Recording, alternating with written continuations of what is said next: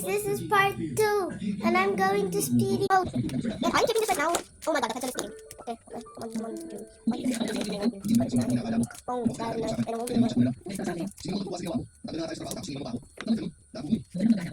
Kung kinausap kita noon, itatakwil ako ng tatay ko. Ganun ka kaduwag? Hindi ako duwag. Pinipili ko lang yung mga dapat kong tayaan. So hindi ako kataya-taya para sa'yo. May anak ka na And dapat the mong next unahin, side. Eh ano kung may anak ako? At kasama mo pa rin yung nanay ng anak mo.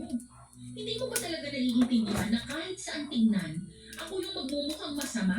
Ako yung magmumukhang kontrabida. Kaya ba kinausap ako ng tatay mo?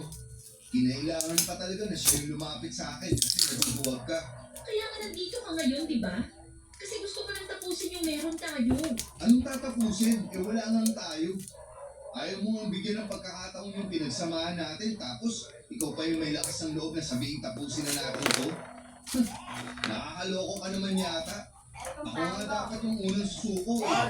Hindi kita pinapunta dito para makapagtalo sa'yo. Gusto ko maayos natin yung hindi natin pagkakaunawaan. Ganun nga yung gusto ko. Pero ayaw mo. Masyado kang nagmamatigas. Kahit na alam ko naman na gusto mo rin ako. Akala ko rin eh. Anong ibig mong sabihin? Akala ko gusto kita. Pero nung hindi na tayo nag-uusap, mabilis lang nagbago yun. Kaya na-realize ko na hindi pa naman pala talaga ganun kaseryoso yung nararamdaman ko sa'yo. Malandi ka pala eh. Hayop na katwiran yan. Unang-una pa lang, hindi ka na dapat nagpakita ng motibo. Hindi naman ako naglihim sa'yo, di ba? Sinabi ko na may kinakasama na ako at may anak na kami.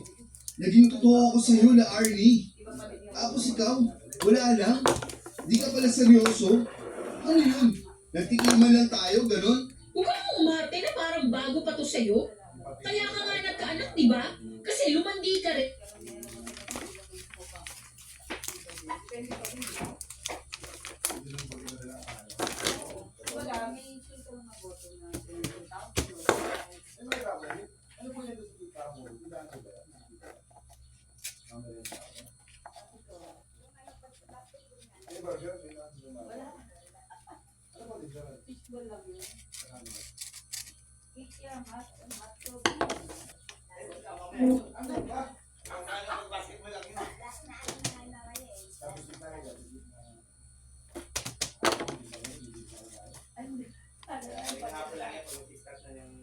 Wait.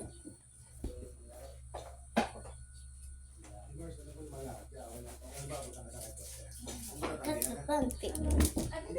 Look at part 2 guys, because the video's about to end.